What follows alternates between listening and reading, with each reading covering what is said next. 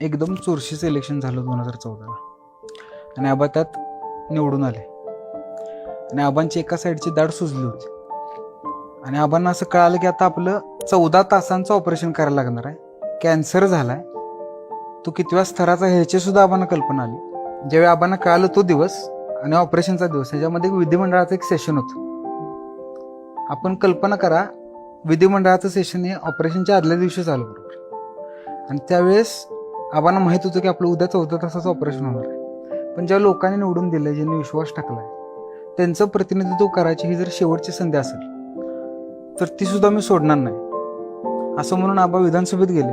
आणि जर त्यावेळी विधानसभेत आबांनी केलेलं भाषण आपण ऐकलं, कोणीही सांगेल की अनेक विनोदी भाषणं जी विधानसभेत झाली असतील त्यातलं सर्वाधिक विनोदी भाषण हे आबांनी त्या दिवशी केलं. आणि त्यावेळी आबांना माहीत होतं की उद्या आपल्या जीवनमरणाचा प्रश्न उद्भवू शकतो. या किस्स्याचा ज्यावेळेस मी विचार करतो त्यावेळी मी या किस्स्याबद्दल एकदा असं लिहून ठेवलं होतं की बुद्धिबळाच्या पटावर हत्ती सुद्धा मारला गेलाय, वजीर सुद्धा मारला गेलाय, पण बुद्धिबळाच्या पटावर जोपर्यंत राजा चालू आहे तोपर्यंत डावाची वेळ चालू आहे. युद्धामध्ये हात सुद्धा कापला गेलाय, पाय सुद्धा कापला गेला, पण लक्षात ठेवा, जोपर्यंत श्वास चालू आहे तोपर्यंत खेळ चालू आहे.